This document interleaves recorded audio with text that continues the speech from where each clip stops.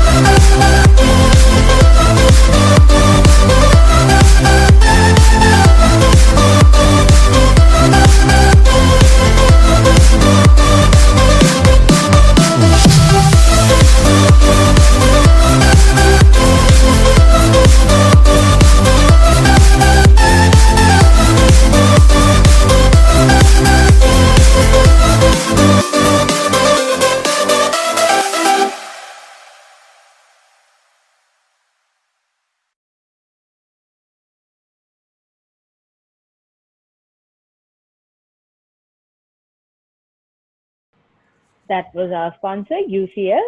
So without further ado, I'll just hand over the controls to Chatushka. Chatushka is a freelance compeer and he has been helping us out with the webinar since we kicked them off a few months ago.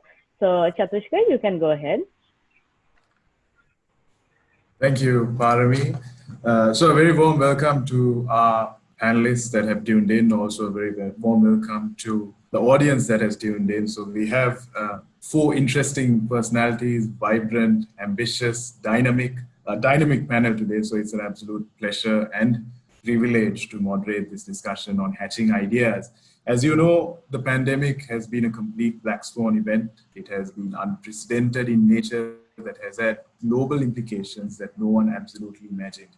However, there have been many opportunities that we've seen during times of adversity that was made most of by many individuals. So we have four influential personalities that have achieved greater heights by making various sacrifices in their respective personal careers, sharing their perspectives today on entrepreneurship, which we all look forward to. Firstly, a big shout out to our exclusive partner, UCL, for organizing this webinar. Before we commence this much anticipated webinar, there are a few ground rules which I wish to bring to your attention. For our audience, for questions, please post questions in the comments section and it shall be read out to the panelists. If your question has been already answered during discussion, kindly refrain from posting the same question again. To our esteemed panelists, I shall be reading out the questions and giving the opportunity to each panelist to share their own perspective. There will be general questions directed to have the perspective of all four panelists and simultaneously more specific industry-related questions directed at each one of you. A time slot of 5 minutes will be allocated for answering each question. I would appreciate your kind cooperation towards the adherence of time. So without further ado, introducing our panelists for today, Miss Nilusha Gallage. She's a PhD candidate and sessional academic from Swinburne University, Melbourne. Good evening, Nilusha. Thank you for joining this webinar. Hi, everyone. Thanks for having me. Pleasure. Mr. Chalinda Abeykoon. He's the CEO of Lankan Angel Network. Good evening, Chalinda. Thank you for joining us. Good evening, Nilusha. Thank you. Mr. Tilan Wijeysekera, Direct Investor, Loops, New Minds, Connexus, Hype Media, and Gig.lk. Good evening, Tilan. Thank you for joining us. Good evening, Nilusha. Nice to be on board. Pleasure. Miss Charitha Abeyratne, she's the Director of Branding and Marketing, Charitha Organics, also the founder of Sarai Village. Good evening, Charitha. Thank you for joining this webinar. Hi, everyone. So let's dive straight into the questions. My first question, I'd like to just open it up to all panelists. It's a COVID-related question to start off with. Considering the period of COVID-19 and the challenges that it imposed, what were your personal experiences like in your line of work?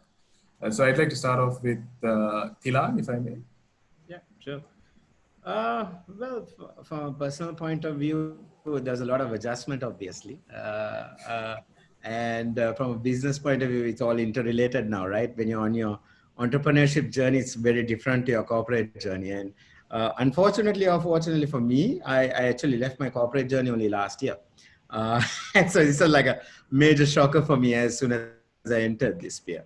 But because actually some of my businesses or most of my businesses are digital related, we managed to adjust pretty fast. And to be very honest, in two tiny startups, we actually managed to begin during COVID as well, because we saw this huge shift towards digital, right? So I'm anyway personally a big believer in opportunities during times of crisis.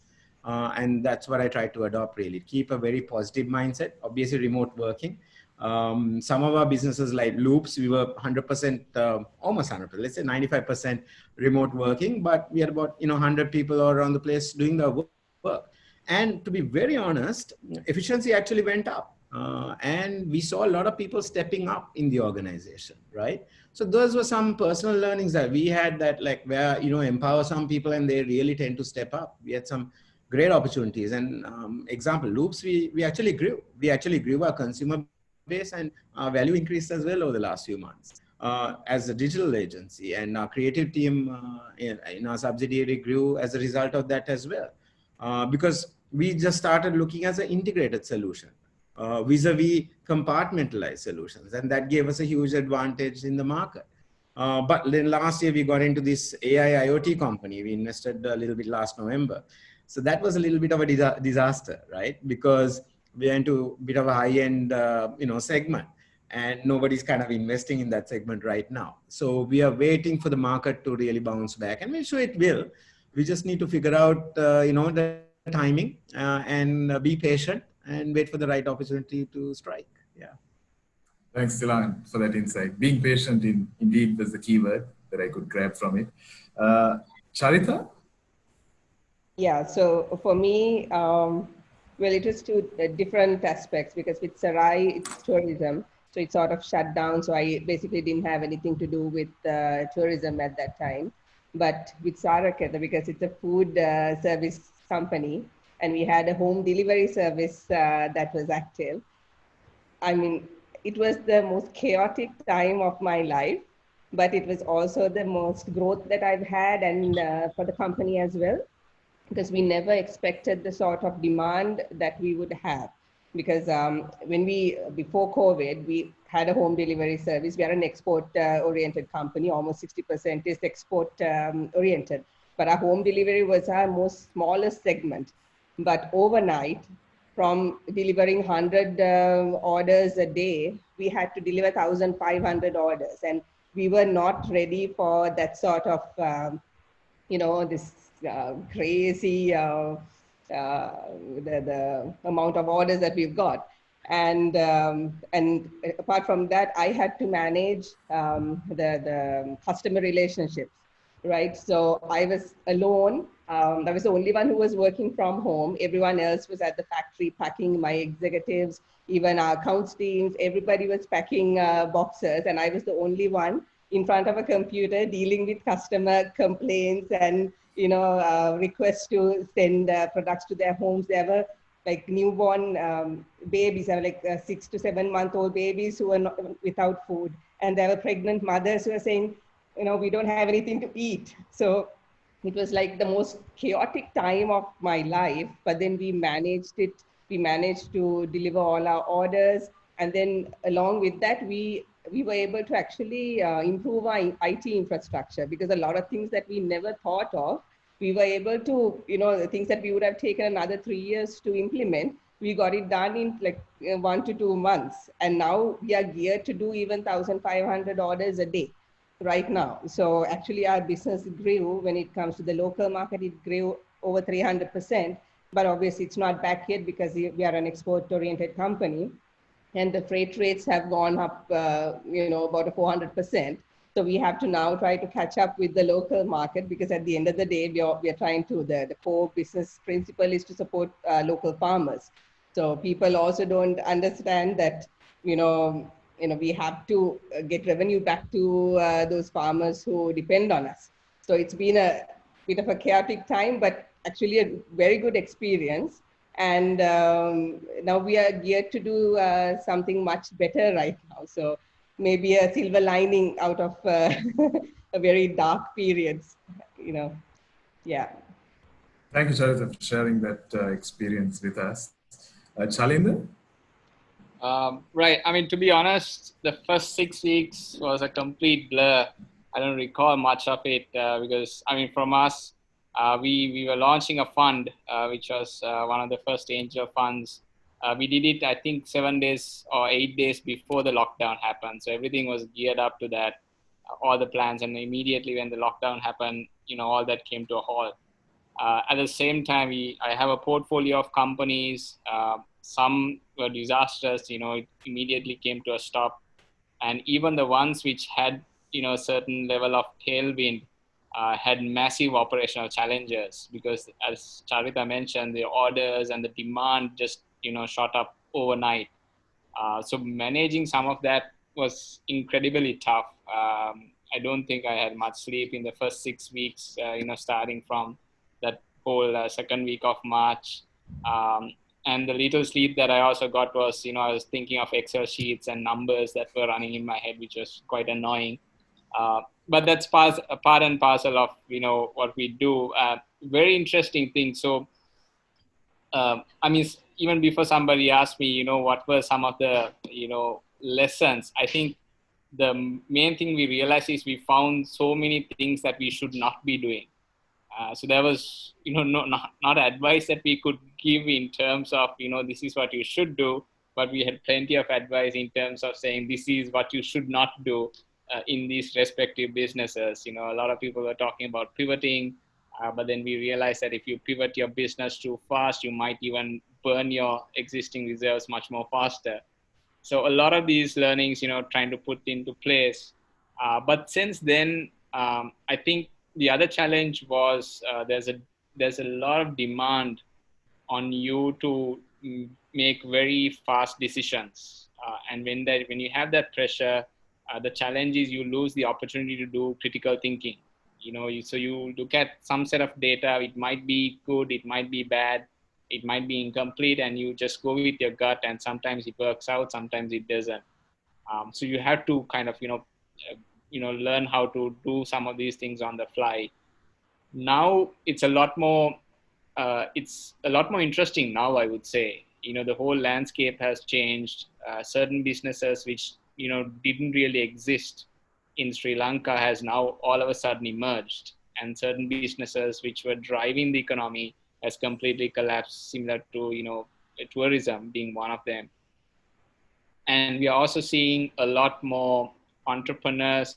I think a very key shift that we are seeing in Sri Lanka is we are seeing a lot more mature people looking at starting companies. And those ideas are, a little bit more refined. Obviously, they come with a lot of experience, and, their,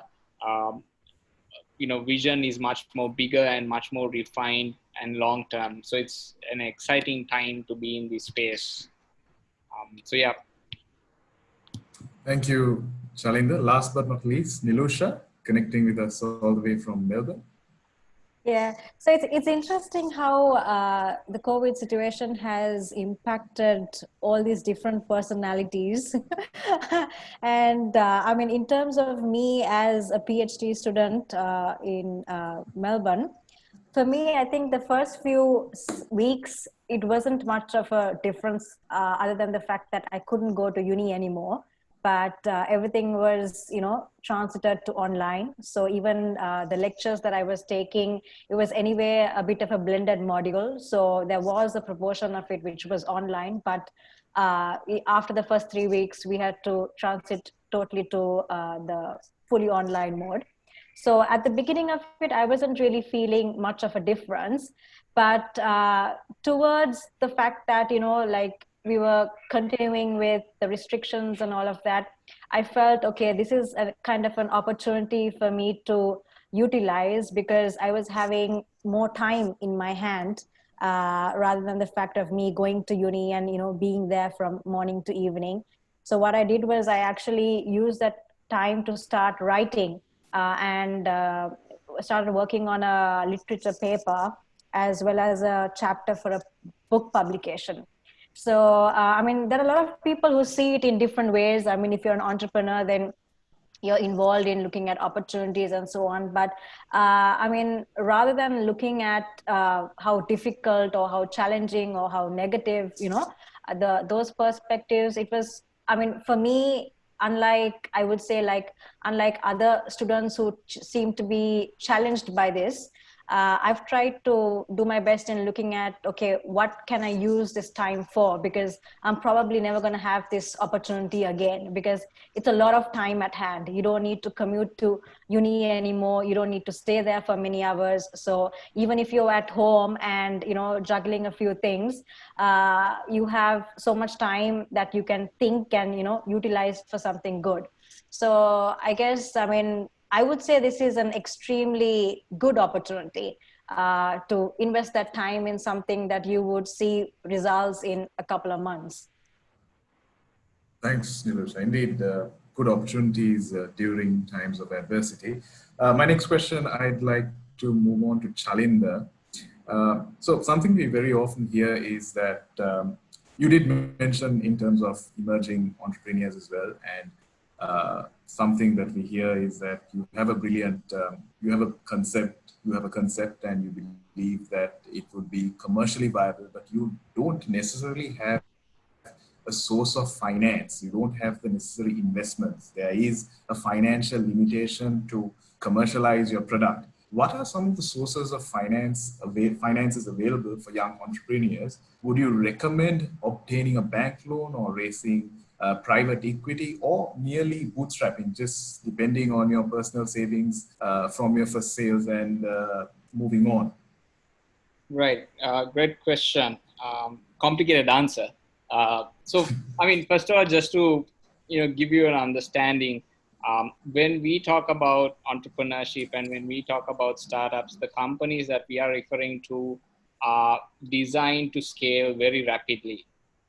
It's about solving very, very big problems, not just limited to Sri Lanka, but ideally the region, and if not global. And that has a different set of challenges, because you're looking at hiring a lot of talent, building it fast, shipping it fast, and so on, and mainly on the technology space. But if you look at entrepreneurship in general, it's much more broader. So we are focusing on a very specific area, or rather my focus is on. Regardless of which business that you want to start, I think my recommendation would always be to bootstrap and start. Start small, try to understand the whole sales process, understand how customers are buying your product, how do you, reach out to customers, and so on. I think this whole, if you look at from a tech standpoint, there's a lot of articles about companies raising capital, and that's what gets published, right? You don't hear too many often, people writing about companies that fail or entrepreneurs that fail, because it's not, sexy, or it's not appealing to write about it. Nobody wants to share that part. So then what happens is all these, people who are starting, they immediately link fundraising to success.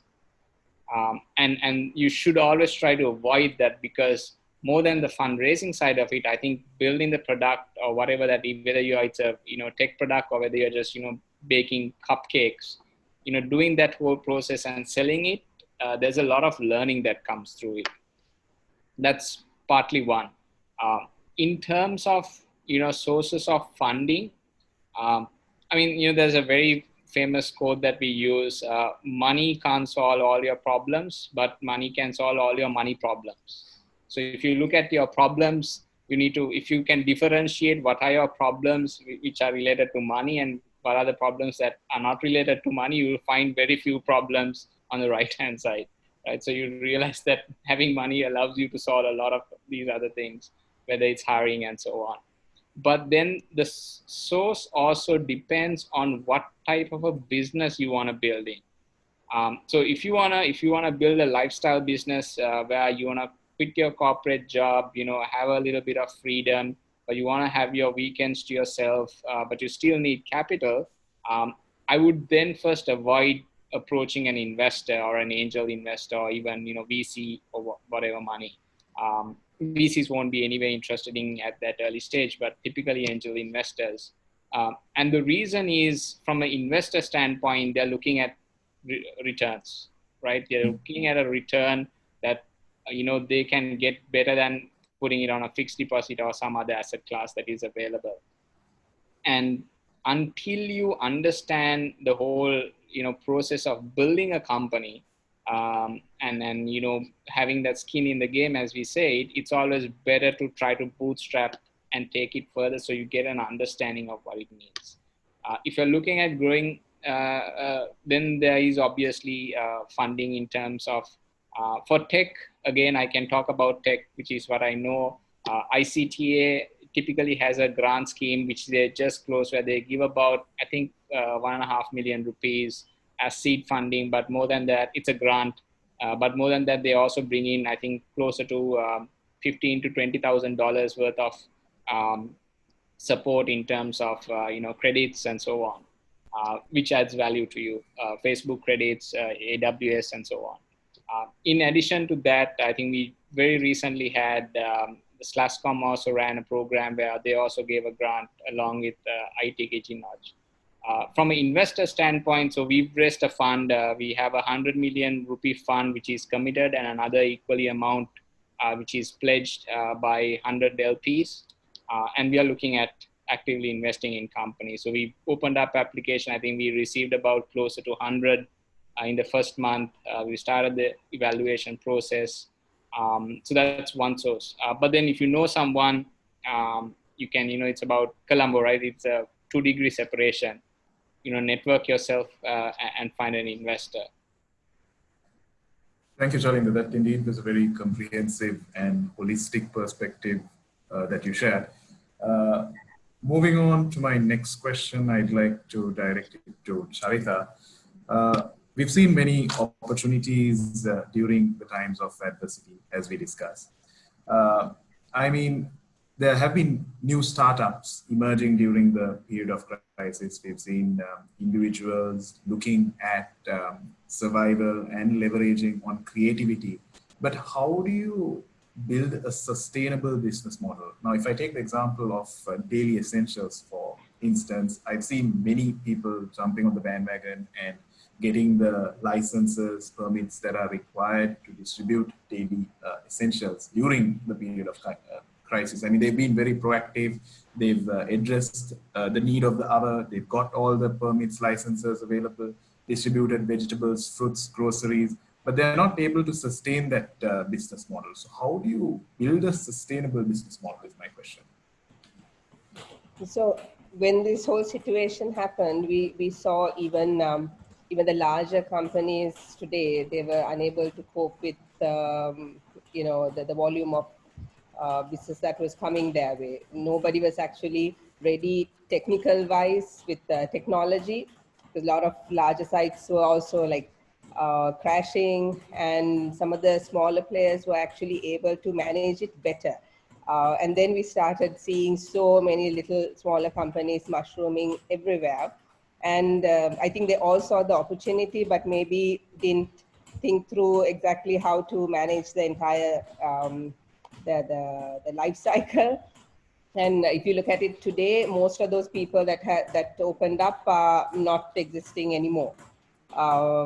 See, it's not just about building a a nice website and getting your approvals and those things. Those things were that was possible to do, but the supply chain is that's the most crucial thing that you need to manage, because I mean, as Chalinda would know, there's so many IT companies, so many people who have the IT expertise. So building up a nice website, an app, those things are very easy right now.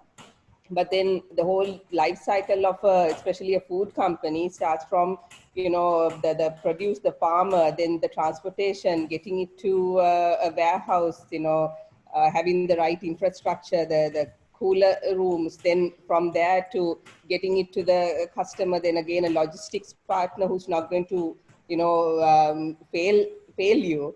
And then again, I mean, these are all like things that we have experienced as well, and we have managed to overcome those. And even during COVID, even if you have approvals, you might be on the road and your trucks can get stopped, and then you can't. I mean, for no real reason, the trucks get stopped, and then you're not able to deliver the goods. So when you start a business without understanding all the variables that can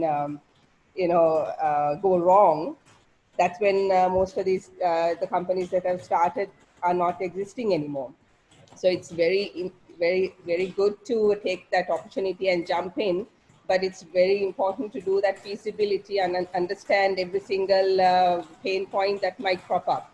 So I mean, that's what I think. And right now, even the larger companies had to pivot a little bit and then improve their sites and do a lot of tweaking to be able to address whatever opportunities that are there. So anyone who's starting a new company definitely has to look at all the variables and do that feasibility study before starting up. Thank you, Charitha, for your feedback. Certainly looking into all variables and then looking at the opportunity. Yes. So moving on to my next question, I'd like to direct it to Tilan. Considering the gig economy, which has been a topic of interest, of course, there are evident, prominent advantages for both individuals and companies. I mean, we have Airbnb owns no hotels or accommodation, one of the largest accommodation providers. Uber owns no taxis, largest ride-sharing app, or one of the largest taxi companies. Amazon and Alibaba, one of the largest retailers, they don't have any sort of physical stores. But what are some of the limitations, drawbacks that you see from your own perspective? Number one, before we talk about the limitations, I think there are a lot of opportunities. I mean, number one, one of the latest little tiny ventures that I've actually got into is actually gigging. And because if you really look at what happened over the last few months, a lot of large corporates, not just the SMEs, but the large corporates really struggle with their businesses, right? And so cash flow issues and, sustainability issues. And they found that a lot of people were stuck with human resources that they couldn't do anything with. You saw all those job cuts happening. You saw all those pay cuts happening. It was headlining all over the place, right? For me, to be honest, in that space, I saw an opportunity, right? Because I personally feel that a lot of organizations and corporates will move to more agile workforces, right? They will be interested in it because they do not want to be sometimes stuck with something fixed, a fixed cost, where you bring somebody in, you don't even know if they have the right competencies, and then you can't get rid of, the labor laws in Sri Lanka. You can't, move people around and get rid of people, etc., etc. Not that that's always necessarily a bad thing. But the issue is, moving forward, I really, really believe that a lot of corporates will be looking at more of a flexible workforce, right? So I personally believe that it's a right time to do a lot of stuff in the gig space. So with people losing jobs, more people interested in entrepreneurship, A lot of people taking, salary cuts and that not being sustainable for their lifestyles. They want to do something on the side. One thing, it's a side hustle. So that's a gigger, right?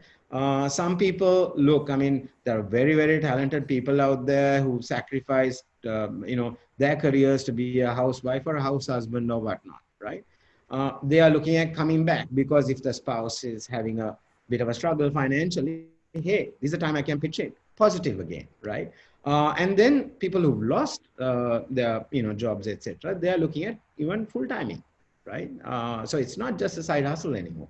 So I personally believe if you're looking at the gig space, in terms of human talent out there, there's more supply right now than there ever was. And from a corporate's point of view, even large corporates' point of view, I personally feel that there's going to be a greater demand moving forward in the next 6 to 12 months, right? Because, everybody has a recruitment freeze right now. Do you know any organizations who are recruiting at a rate at the moment? Very few. There are a few, right? But they still need to get the work done, right? If you're going to have a turnaround, at some point, this is going to turn around in different industries. When you have the turnaround, how are you going to do your business if you don't have the necessary resources, the talent to do it? So you're going to turn towards the gig economy, right? So me personally, I've actually invested into this exact same space for that reason, to try and figure out a biz model, which connects giggers with corporates and SMEs, etc. On this flexible model. So it's a win-win on both sides, right? Corporates which want good talent, they can pick and choose from people with specific capabilities and competencies and whatnot.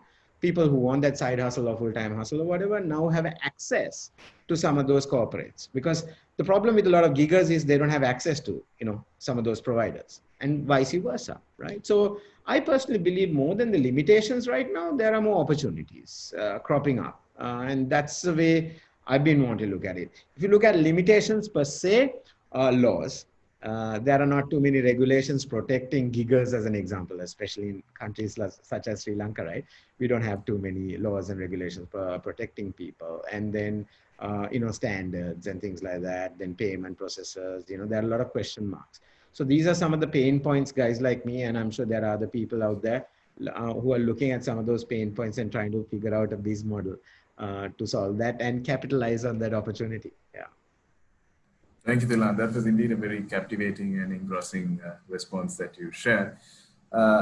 Moving on, if I may direct the next question at Nilusha. We've seen, since of recent, we've seen graduates protesting since of recent times, graduates being underemployed.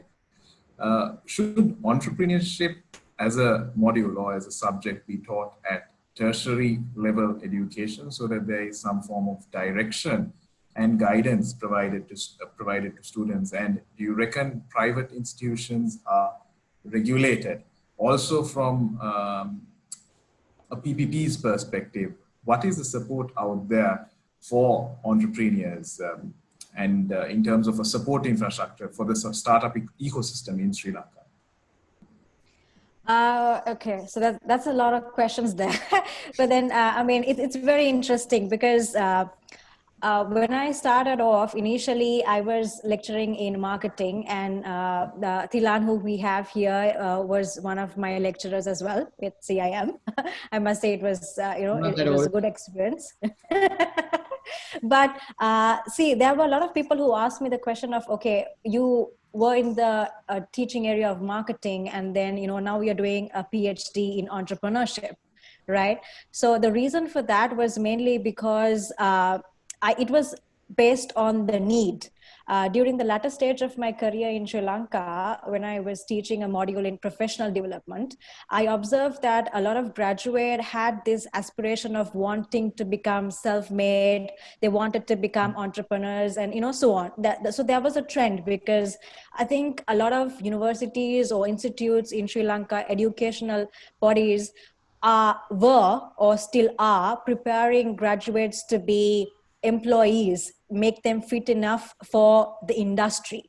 And this particular student one day asked me after my lecture, Miss, do you think that I have what it takes to do my own business once I finish my degree?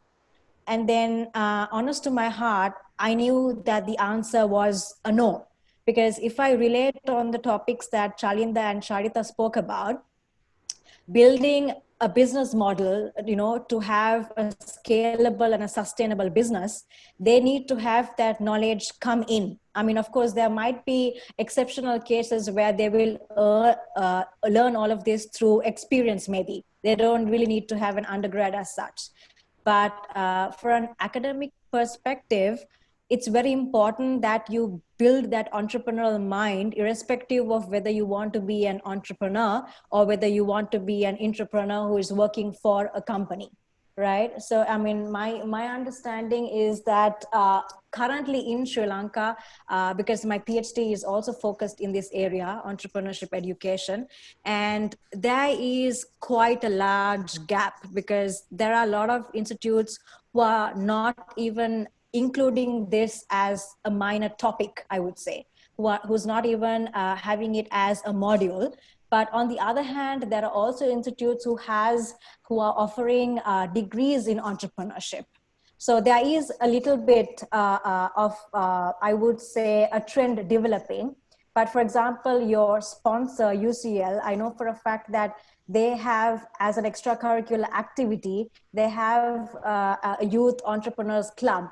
So I think it's also important for graduates to be well-balanced students who are participating in various activities, not just having the book knowledge. I mean, for example, Chalinda today had posted a very interesting thing on LinkedIn today. So it was about companies starting up, and the fact that entrepreneurs need to have certain skills and so on. So I think that's where they're going to learn. Right. I mean, if you actually take part in business planning competitions, if you engage with other entrepreneurs, you develop your network.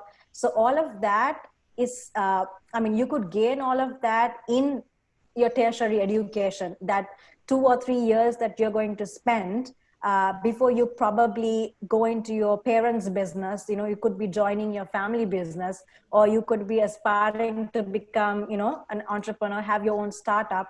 They're going to get all these the foundation requirements, because I was reading up a little bit on why startups actually fail.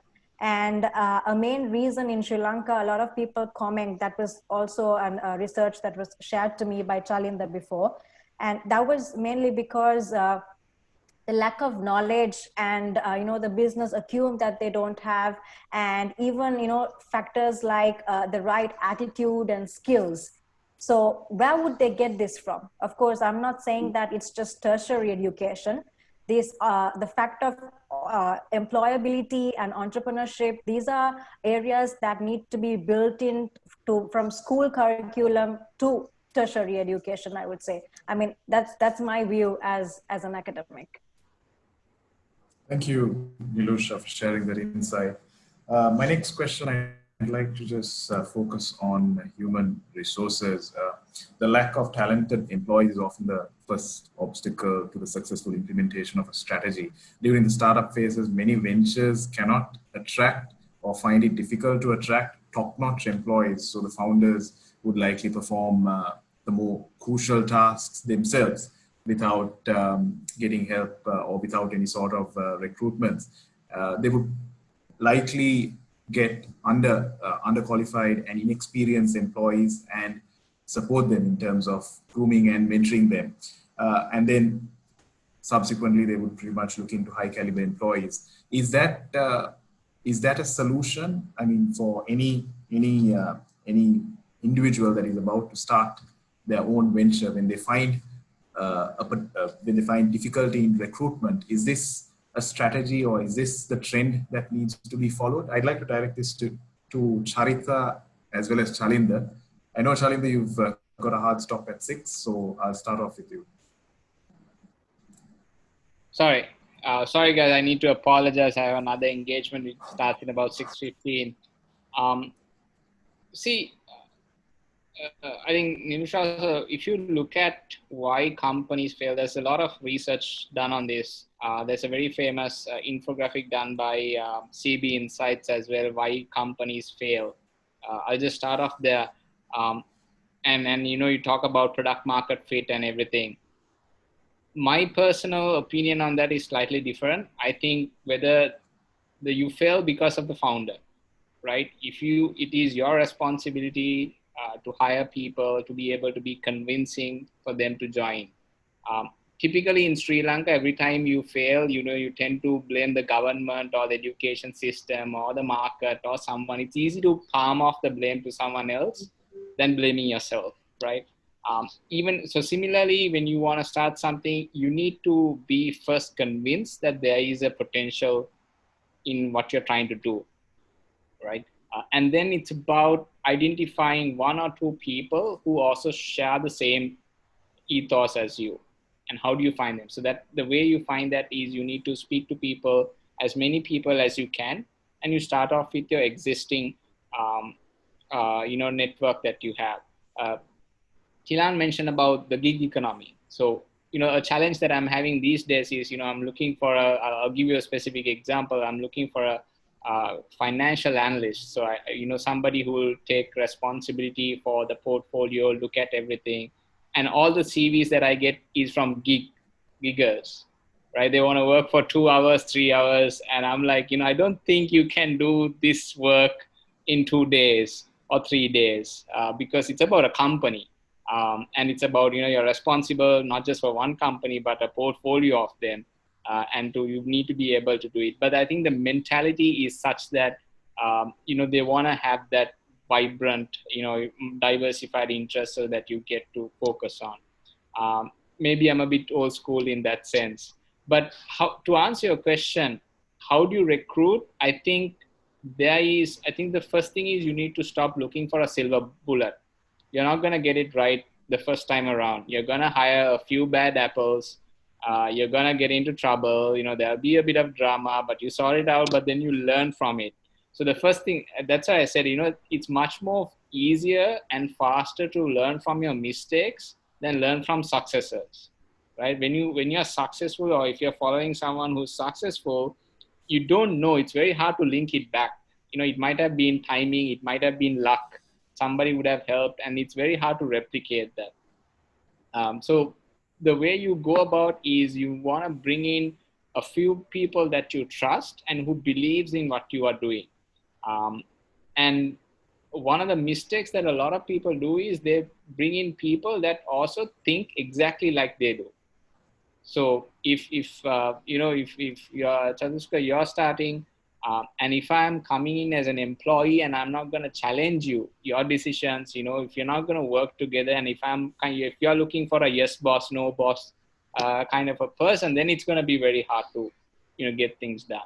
You always want to find, or what we say, a co-founder who believes in what we want to achieve, but who is also not afraid to challenge what you want to do. Is this the right way? Because there are multiple ways that you can reach the end goal. And that's what you really, that's extremely tough to do. And it's not a problem that is specific to Sri Lanka as a talent pool. You have it in India as well. I work with several companies in there. I do some work there as well. There you have an abundance of talent. Again, it's the same problem. How do you pick? It's extremely tough to pick. Same thing with Southeast Asia. So whether you have more people or less people, it doesn't make it easier or not. It's also about how do you find a guy who you sync with, guy or girl who you sync with, will be able to stick with you to a very long periods of time. Thank you, Chalinda. That was a comprehensive response. Charitha, additionally? So from personal experience, I would say, so when you're a new entrepreneur, it's very difficult to sort of let go of work as well, like to delegate it to somebody else, because you feel like your product, your service, and you want to do everything by yourself. And no matter what the other person does, it's sort of not good enough. So an entrepreneur needs to at some point understand that you need to let go, and that you need to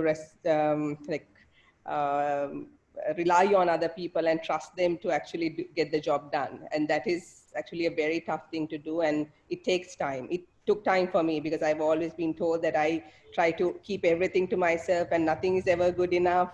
So So then after some time, a little bit of experience and, being in the field, you realize that you can't do everything by yourself and you need to trust other people as well.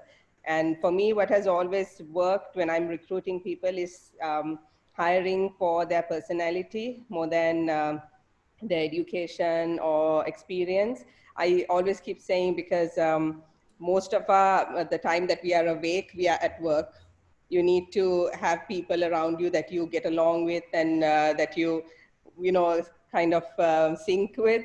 If not, you're going to hate going into work. So that has been a key thing for me. And the people that I have recruited like 4 years ago are still with me. And those people now, I mean, I've also learned, and there are people who challenge me.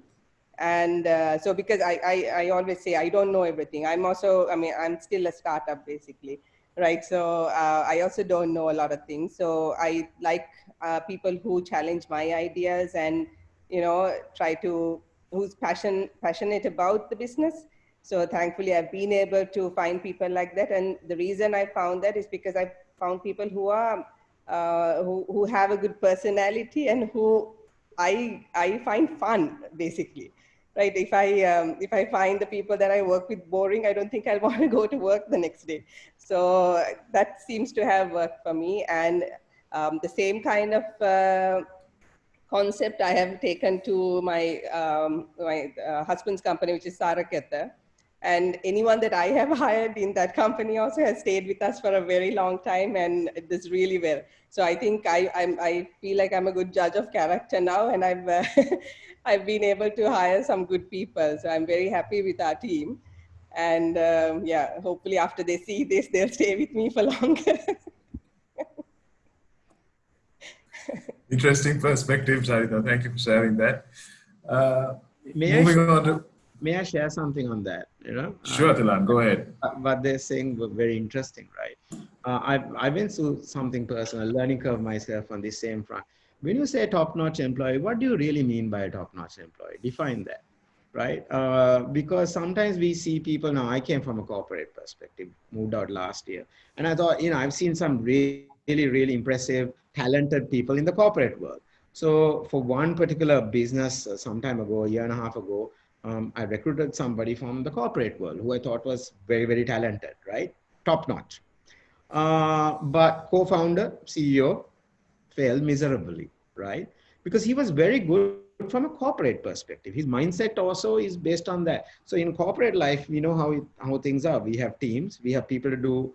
Very structured. Yeah, exactly. Very structured, right? And the resources. I mean, I'm not saying unlimited resources, but we have a lot of resources, especially when you're in large corporates, right? So, now example, this guy was really struggling with that mindset from having so many people working for him. Suddenly we are a tiny little setup. First, he was trying to deal with that culture shock.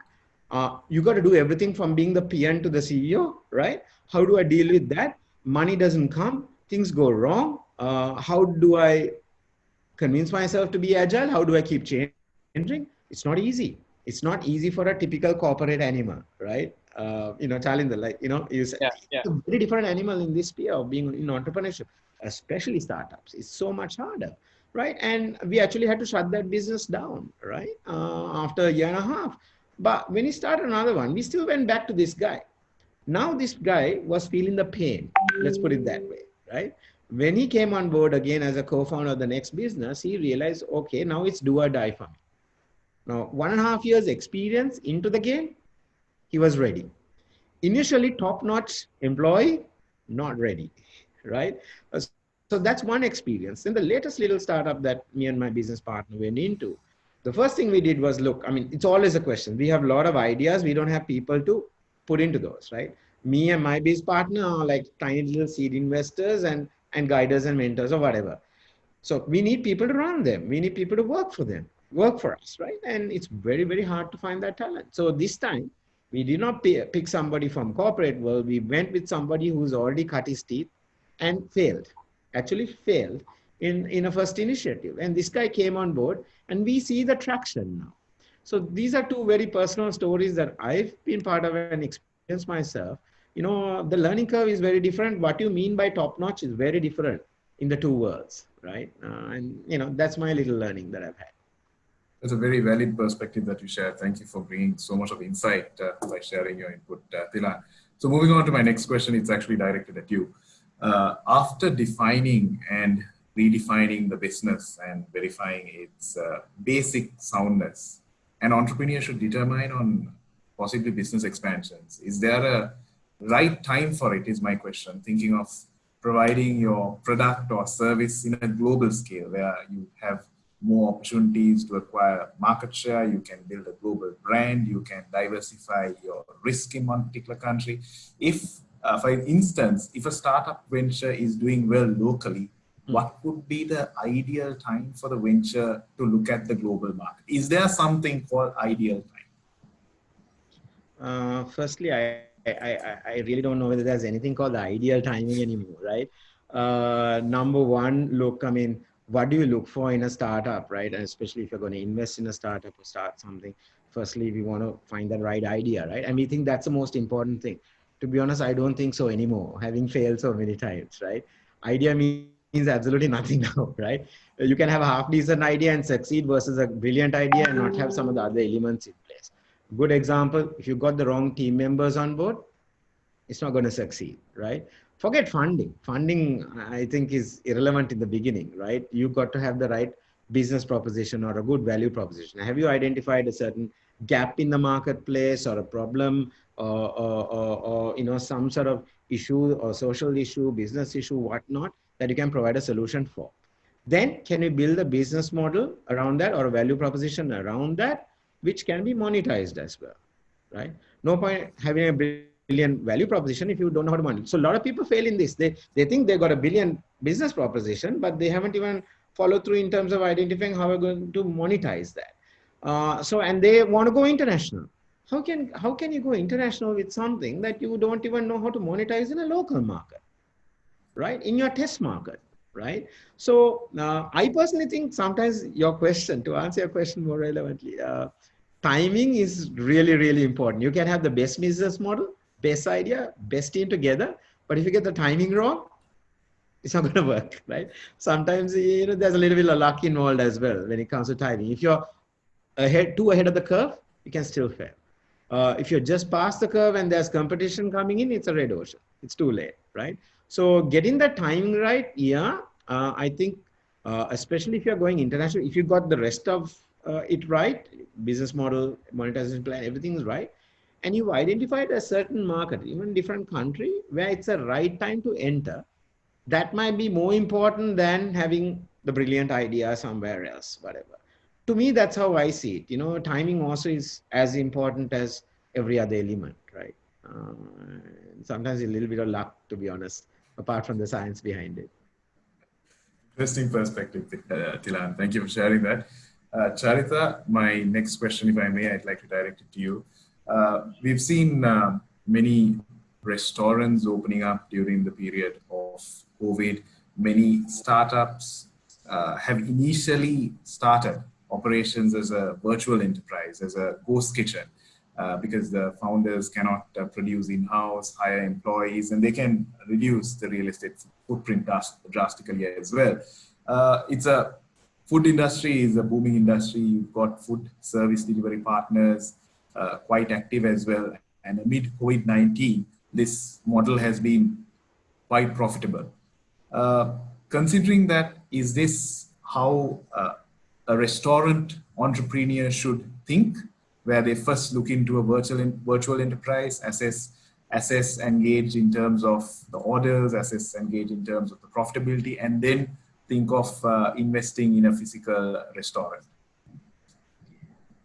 Well, it depends, because I feel like it's completely two different concepts in a way, because a restaurant is a place where people go to enjoy. They go there to, you know, meet their friends, and there's a different experience there.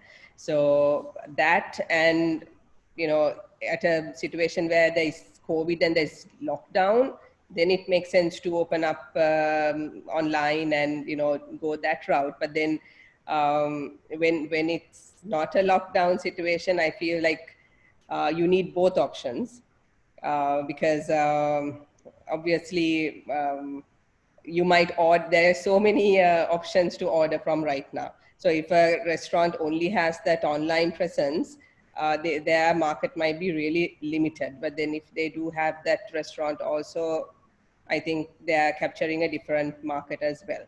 But for them to understand if their business is viable and if the options that they are offering people are good enough, maybe starting off online is the most economical way. Because right now, brick and mortar, obviously it's more expensive, and you need to make revenue for each square foot that you have. So there's a lot of effort that goes into make money out of a physical restaurant.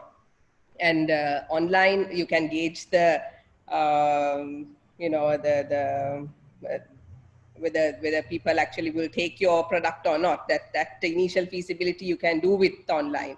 But I think for a restaurant business, I think you need to have that brick and mortar to really give the proper experience of a restaurant. But as a startup, going online initially is good, because right now everyone wants to save, and they don't want to spend a lot of money. So the easiest way is to go on the online route. Now, even with Sarai, although we closed up, something that I'm trying to do now is the food business there. I'm trying to get local villagers to make food, and I'm going to package it, and I'm going to send it over to Colombo as the Sarai village food. So people pivot, and they do different things to try to bounce back. And for me, I mean, my location is in Veeravilla. I don't have a market in Veeravilla for online. So I'm now going to support that community by getting their products into Colombo. And I don't want to start brick and mortar at all right now. The best way for me to see if my idea makes sense is to have a few of these items made and test it in some online platforms. So I guess for a startup, maybe that would be an option before they go for brick and mortar. Thank you, Charitha, for sharing that perspective. So just before Chalinda heads off, we would like to thank you for joining our platform and sharing so much of insight. We would also like to wish you all the very best in your future endeavors. Thank you, Chalinda. Thank you so much, and thank you to Chocolate and UCL for putting this show together, and for all the panelists as well. Thoroughly enjoyed it. Very sorry that I had to drop off quite early, but wish you all the very best. Cheers, Thank guys. you. Bye. Thank you. So moving on to my next question, the role as an entrepreneur, I'd like to direct it to Nilusha, if I may. In evaluating their personal roles, entrepreneurs should ask themselves whether they continually experiment with new jobs and responsibilities. For an example, an entrepreneur who is an engineer might master financial analysis. If founders can't point to new skills, they're probably in a rut and their roles aren't evolving. Is this something that every entrepreneur should think about? Should they have a flexible and agile mindset to take on new roles and responsibilities? Is my question. That's actually a very interesting question, because I mean, when I was teaching back in Sri Lanka, I think we didn't really have, I mean, I didn't really know of institutes offering entrepreneurship modules, to be honest. So it was after I came here and I started, I started on my research. That's when a couple of institutes were starting to offer the module entrepreneurship as an elective. But even in the research context today, it's a debate about whether entrepreneurship should be limited to business students, or whether this is a module that should be open to multidisciplinary students. I mean, for example, the batch that I was teaching at Swinburne just in my last semester, I was having a couple of students who were tradespeople. There were a selection of students who were in the professional sector. That means studying law, people who are doing interior designing. So it was an elective module that anyone who was interested to becoming an entrepreneur could take this module. So in order to answer your question and reflecting on what the panelists have said so far, I think it's something that each and every person should have, even if you're an entrepreneur, or even if you are to take on projects in the company that you work for, because this entrepreneurial thinking and mindset is not just limited to a particular entrepreneur only. You know, it's something which is usable in the context of the industry. So, and when you say becoming an entrepreneur, it means that you need to know a little bit of everything as well. Because I mean, as Charitha was saying, when she was starting up, she was taking up most of the responsibilities, and I think that makes you need to know a little bit of finance, you need to know a little bit of IT, you need to know about, you know, recruiting the right staff. So I think it's an amazing mix that needs to come in together as an entrepreneur. So it's not just about doing your business plan and, you know, having funding coming into the company, but even for you to direct one of your staff, you need to have knowledge in that area. I mean, you don't need to be an expert in everything, but I guess it's very important for you to have that basic 300-degree knowledge of, you know, what's going to be worked out in your company. So irrespective of whether you're, you know, an engineer or whether you're a lawyer or whether, you know, for example, I think when Charitha was doing her studies or her undergrad, she was in IT, if I'm not mistaken. Right. But I mean, who knew, a couple of years down the line, she's an amazing entrepreneur who's also been recognized at national level for her sustainable tourism and so on. So I guess, you know, it proves that it's important that you have bits and pieces of everything in you as an entrepreneur. And that's something that's going to make a very successful employee as well. Thank you, Nilusha. Very captivating response that you shared there. I'd like to direct my next question to Tilan and Charitha. In terms of marketing, we see the tool social media used in a very powerful way where businesses leverage on Instagram, Facebook, even on LinkedIn and even on Twitter sometimes. So what is your approach to marketing? How do you advertise your product or service? We see a lot of sponsored ads. We see a lot of posts being boosted. So there is a considerable investment that you make on paid advertisements. Would you prefer word of mouth referrals over paid advertisements, where word of mouth referrals would have some form of a better impact in terms of your sales? I'd like to start with Charitha. Okay. Yeah, for me, definitely word of mouth would be a better option, because then it comes with a lot of credibility, because these customers have used your product, so they're talking about it. That's the best sort of marketing that you can have. But also, along with that, social media is really, really important today. Even after the COVID situation, I think the use of IT, Facebook users, the social media users have increased quite a lot. So I think now without social media, you can't function. But especially when it comes to tourism as well, because it's the experiences of these people who come in that's posted online. And actually getting word of mouth in the form of social media reviews and all that is the best method. Then it goes viral. But if there was a choice, I would always go for word of mouth, because that comes with credibility. And for my kind of businesses, that's what's most important, because we talk of being authentic, being credible, being traceable. So for that, if one of our users talk about it to their friends, that credibility is so much better for me than just being on social media. But right now you can't do without both. You need both aspects, definitely. Thank you, Charitha. Tilan?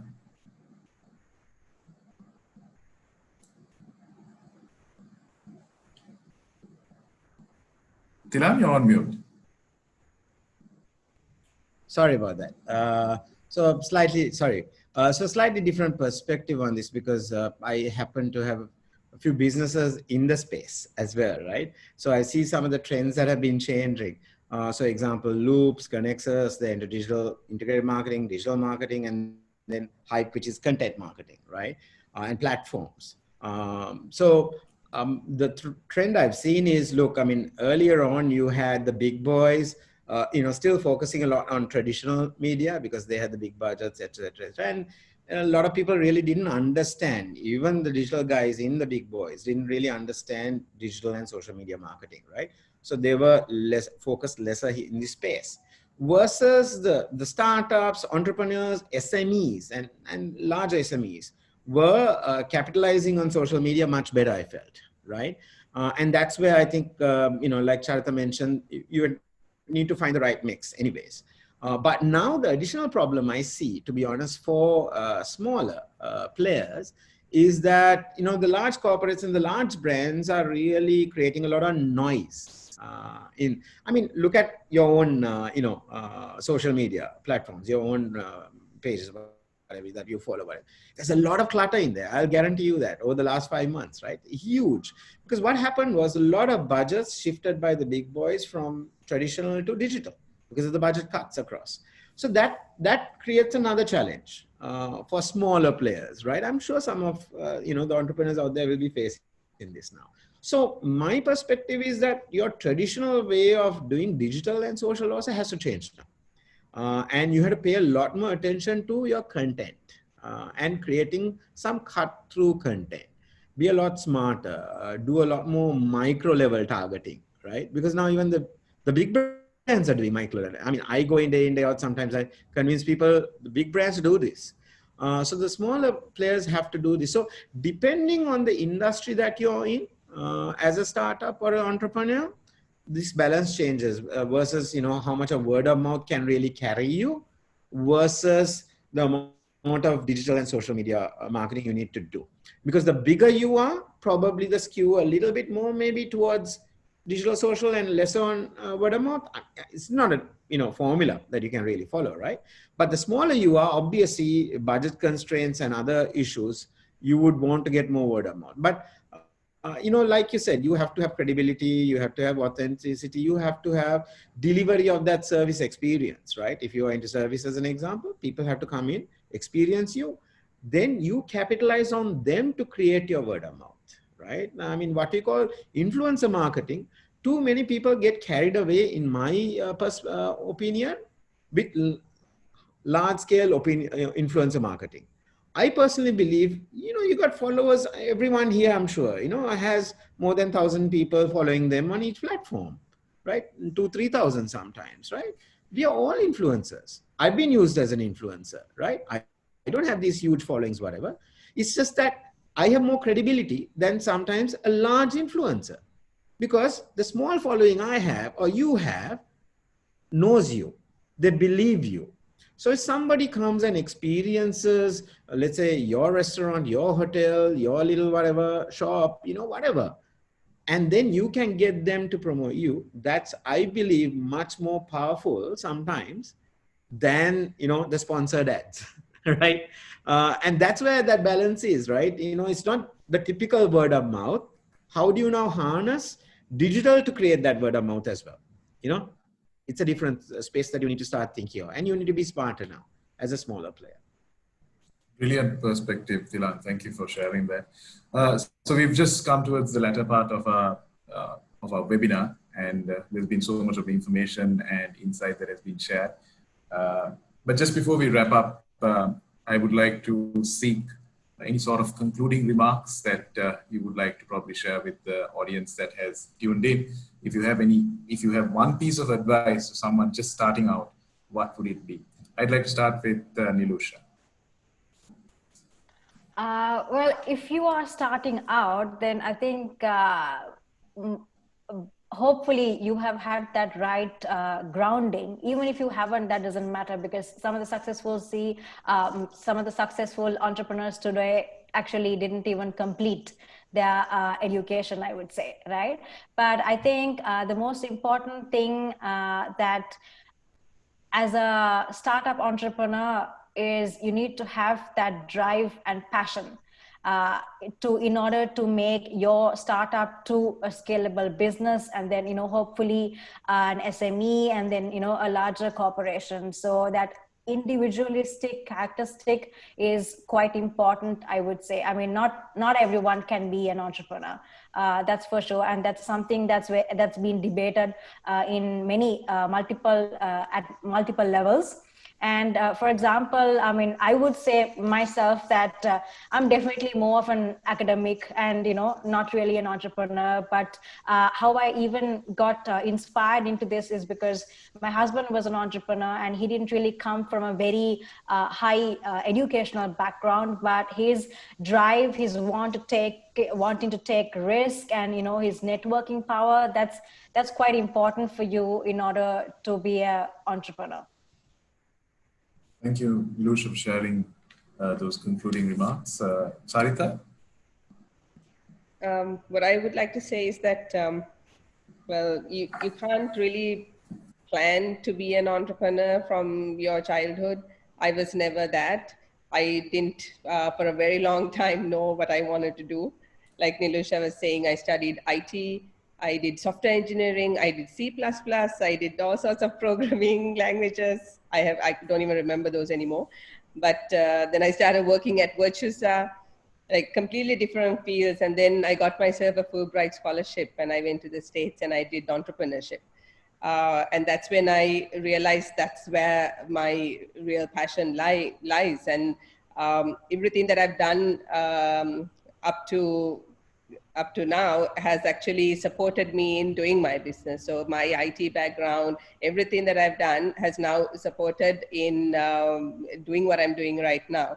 And also something that an entrepreneur should remember is that it's okay to hear criticism, but only take the constructive criticism and trust your gut, because your gut usually tells you when you're going to make a mistake. And so to trust that, and to persevere, and to not listen to all the naysayers, because if I had listened to everyone who told me that putting up a tree house up on a tree in Veera Villa doesn't work, well, I wouldn't be talking to you guys here today. And there's always a lot of noise, so you have to try to tune it out and then do what you believe in. So yeah, that's it. Very captivating. Thank you, Charitha. Tilan?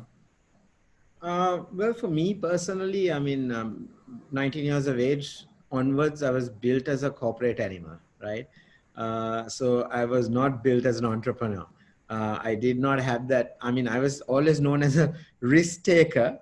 Little did I realize I'm not a risk taker when only when I got into entrepreneurship that I realized, shit, I'm in a different game. So, in a corporate world, yes, I was a risk taker. I like taking these quick decisions, the hardcore stuff, But when you come to entrepreneurship, it's a real deal, right? So a lot of us, unfortunately, even our education system, right, is not built around creating entrepreneurship, right? Like Nilusha said rightly earlier, right? We are, you know how our education, let's not go into that topic, right? So we are not built that way to start with, ever in our formative years. So when we come out and we get into education also, even professional education, apart from academic, is also not geared towards creating entrepreneurship. That towards embarking on a career, which is very unfortunate, right? And so my personal belief, though, is that, before you get into entrepreneurship, you should go and get some exposure, right? Even if you're going to get some internships or training programs, whatever, work a few years. And I think Chalinda mentioned this earlier as well. I'm a big believer in this, that now more and more entrepreneurs or startup guys are more and more mature, right? Now I just got into my 40s and I entered entrepreneurship, right? And I'm so happy about it. Earlier I was thinking, am I too late? Am I too late? No, I think no, it's brilliant timing, because I've got all those learnings and I failed too, and I can afford to fail, of course. That's the other thing, right? So I personally believe you, not just the attitude, you got to fail a few times. You got to, get yourself down and realize that you can dig deep and come out of this. If you're going to think that you're going into a new business and it's going to succeed and everything's going to be rosy, oh my God, you're in for a crazy ride, right? So you got to build your attitude up there. You got to, have a different mindset for it, and realize that a lot of your formative years were against your entrepreneurship model. So get a little bit of experience, a little bit of exposure, understand what the real world scenario is, rather than having a brilliant idea and backing it, right? That I personally believe, along with passion for whatever you're doing, are the most important things to look out for. Yeah. Thank you, Tilan. Valuable insight indeed. So that pretty much wraps up our webinar. I am extremely thankful to the panelists for sharing so much of information, insight, enlightening the audience that has actually tuned in. So on behalf of Chocolate, I would like to thank all of you, all the very best in your future endeavors. Thank you for allocating time for this webinar and sharing so much of insight again. I'm Shatush Kadiarvis, signing off from Chocolate. Have a great rest of the evening. Thank you. Thanks, guys. Take care. Thank you. Thank you so much. Thank you. Bye. Take care.